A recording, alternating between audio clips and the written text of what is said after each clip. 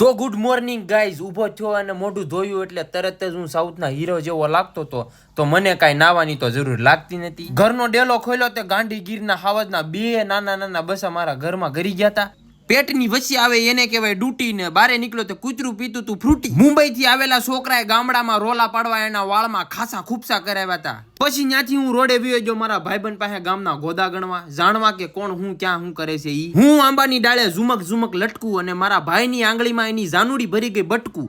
જોઉં તો ખરી બે આંગળી તોડી. પછી ગામના ગોદા ગણી ગણીને ઘરે આવ્યો તો મારા પપ્પા ઈડલી લઈ આવ્યા હતા. મેં કીધું મેળ પડી ગયો, આ છે સાંભાર. પછી મેં મારી બેનને કીધું જલ્દી મને ડીશ બનાવી દે કેમ કે મારથી રહેવાતું નતું.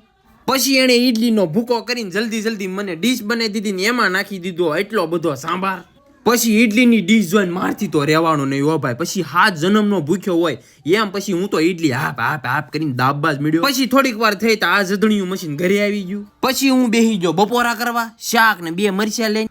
પછી મેં ધીમે ધીમે શાક અને મરચા ખાવાનું ચાલુ કરી દીધું. એનથી પેટ ન ભરવાનું તો પછી મેં થાળી ભરીને લીધા દાળ ભાત. પછી તો દાળ ભાત ખાવામાં ગાભા કાઢી નાખ્યા હો ભાઈ. પછી તો કુલર ચાલુ કરીને હું પડી ગયો પાડાની જેમ પથારીમાં. જાગીને બારે નીકળ્યો તો હતા ખૂટિયાએ મારી મને ઢીક માંડ બેસ્યો હો. છોકરીઓ કરે નત નવા નખરા ને મારી શેરીમાં નીકળ્યા બકરા. પછી હું ગયો રોડે તો આ બધા ગોલો ખાતા હતા. મેં કીધું મારે ખાવો તો આ ભાઈએ ઝૂમ મશીન ફેરવીને મને મસ્તની ડીશ બનાવી દીધી. હાલો ત્યારે આજના મિની વ્લોગમાં બસ એટલું જ. જો તમને મજા આવી હોય તો ચેનલને સબસ્ક્રાઇબ કરો જલ્દી હાલો.